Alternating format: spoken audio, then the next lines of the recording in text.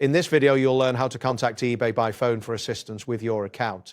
This guide will take you through the necessary steps to connect with eBay's customer support team effectively. Begin by signing into your eBay account.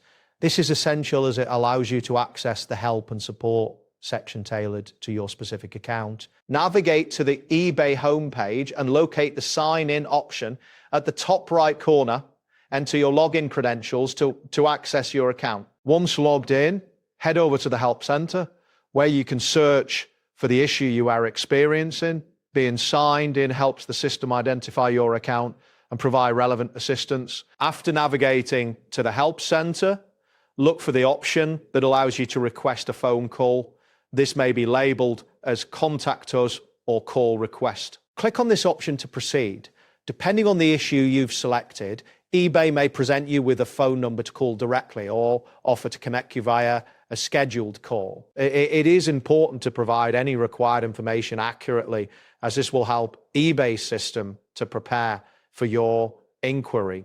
Once you have confirmed the request, ensure that you are available to answer the call at the scheduled time. When you receive the call or connect with a customer support representative, clearly explain the issue you are facing.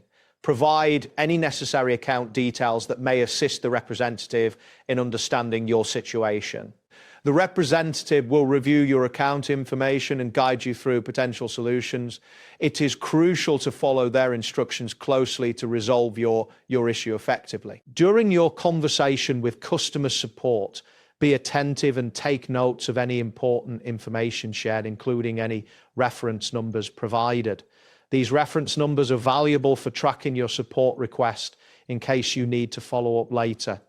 If necessary, the representative may escalate your case to another department for further assistance, ensuring that you receive the help needed. That wraps up today's guide. Thanks for watching and catch you in the next tutorial.